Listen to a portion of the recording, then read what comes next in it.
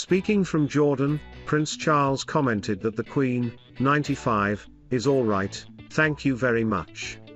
He told Sky News royal correspondent Rhiannon Mills, once you get to 95, it's not quite as easy as it used to be. The oldest heir apparent in British history exclaimed, it's bad enough at 73.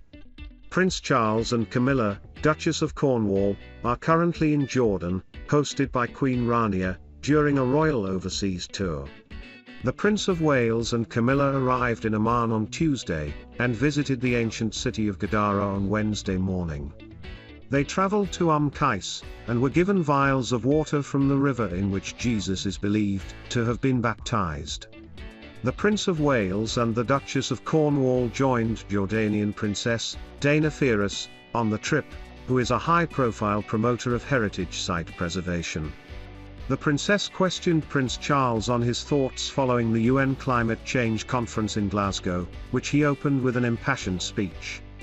To this, Prince Charles replied that it was amazing, and had ended with quite a lot of success, I think. This royal tour is the first major trip undertaken by senior royals since the start of the COVID-19 pandemic. Prince Charles's trip and his comments come as his mother, the Queen, holds her first audience for weeks at Windsor Castle. She welcomed General Sir Nick Carter, the outgoing Chief of Defence Staff, at her Berkshire home on Wednesday. Her Majesty did not attend the Remembrance Sunday service at the Cenotaph after injuring her back just before the event. A statement from Buckingham Palace said that the Queen was disappointed to miss the service, but, having sprained her back, she has decided this morning with great regret that she will not be able to attend today's Remembrance Sunday service at the Cenotaph. The palace had previously described Her Majesty TM's firm intention to attend after missing a slew of public engagements since the latter half of October. The Queen spent a night in hospital in central London on October 20, but returned home to Windsor Castle promptly after preliminary tests. It was her first overnight stint in hospital in 8 years. It followed a last-minute cancellation to her planned visit to Northern Ireland earlier in October, where she was to attend a service in Armagh to mark the centenary of the creation of Northern Ireland. Her Majesty also opted to address the delegates of the COP26 UN climate change conference in Glasgow via pre-recorded message, rather than travel to Scotland with other senior royals. The Queen's absence at these high-profile meetings, instead represented by members of the royal family in her stead, has highlighted a pattern of senior royals stepping up and taking on increased responsibility as the Queen's health falters. Prince Charles, the heir apparent, is one of these prominent working royals who is shouldering more of the royal responsibilities as the Queen ages. His son, Prince William, and Kate, Duchess of Cambridge, have stepped further into the spotlight of royal engagements in recent months alongside the Prince of Wales. Prince Harry yesterday released a statement on the Archewell website, which says he is working to tackle fake news. The statement said, Prince Harry, the Duke of Sussex, co-founder of Archewell, joined a group of his colleagues who have been working together for more than half a year to release an ambitious report on tackling the growing mis- and disinformation problem in technology, media, and social media. The report gives a list of 15 recommendations for leaders to consider adopting across the public, private and non-profit sectors. Among the recommendations are the need for social media transparency and disclosure, as well as a new proposal regarding social media immunity. The statement comes as Associated Newspapers, ANL, seek to overturn the decision that the publication of Meghan Markle's private letter to her father Thomas Markle, sent in August 2018, was unlawful. The Duchess apologized to the Court of Appeal last week for allegedly forgetting email exchanges with her communications secretary, Jason Cenotaph, ahead of his meeting with the authors of Finding Freedom trademark, an unofficial biography of the Sussexes. Mr. Cenotaph, in a witness statement, told the court Meghan's letter to her father was written in anticipation that it could be leaked. Should the Court of Appeal side with ANL, a full trial would require Meghan and other senior royals to face cross-examination. Meghan and Harry are approaching 2 years since they upped sticks and crossed the Atlantic, initially moving to Canada before heading to California. Pod Save the Queen is hosted by Zoe Forsey and features Daily Mirror royal editor Russell Myers. Mr. Myers said in last week's TMS episode, "I still don't think they found their feet. They re so far from doing that at the moment. They just seem to be fighting so many battles on so many levels. They re still trying to work out where they are. It's a tricky business. They re finding it quite hard on their own, I think." He added the ongoing court case has been a pretty bruising experience for the Sussexes. Meghan and Harry TMS actual website leads with the tagline, "Each of us can change our communities. All of us can change the world." They both have big plans to make a real difference in numerous projects, ranging from the Invictus Games to working with mental health charities.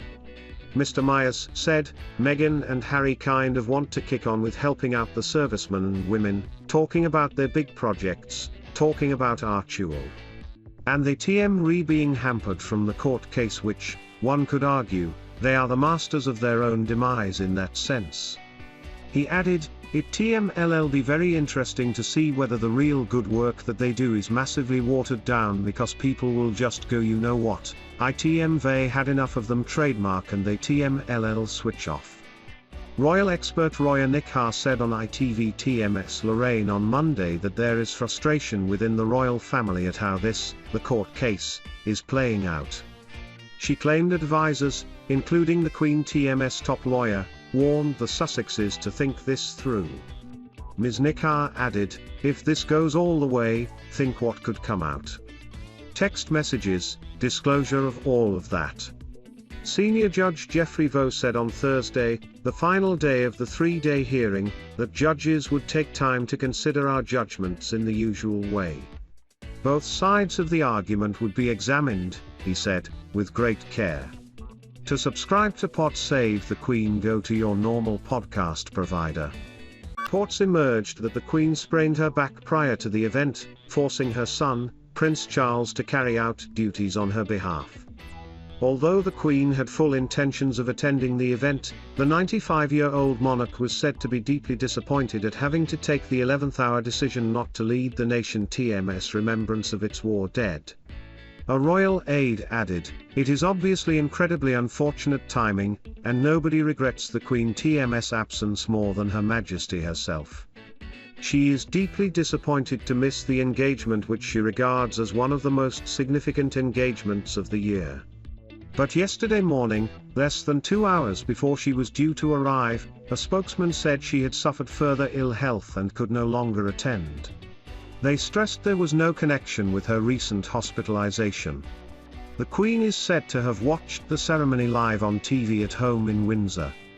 Boris Johnson told a Downing Street press conference, "I know that everybody will be wanting to offer their best wishes to Her Majesty the Queen, and I just wanted to reassure everybody by saying that I did see the Queen for an audience last week on Wednesday in Windsor, and she TMS very well." The latest setback has led many in royal circles to believe that when she eventually feels well enough to return to more taxing duties, the Queen is unlikely to be overworked. One royal commentator said, "I firmly believe the public want to see her out and about as much. That said, she will still be visible, carrying out less taxing engagements within palace walls." The expert added, "The whole video and virtual engagement development as a result of COVID has given palace aides options they didn't have before. But there will definitely be a change in pace." Another source went further, saying they did not believe the Queen would undertake events such as large-scale investitures again. Palace aides say nothing can be ruled out, and nothing can be ruled in, but concede that some key events such as handing out honours could be scaled back for her, perhaps with smaller sessions or one-on-ones in private. The Queen was not taken to hospital following the sprain to her back, and is continuing to rest at Windsor. It is understood that her doctors told her the pain was not conducive to the drive from Windsor to London and a long period of standing on her feet.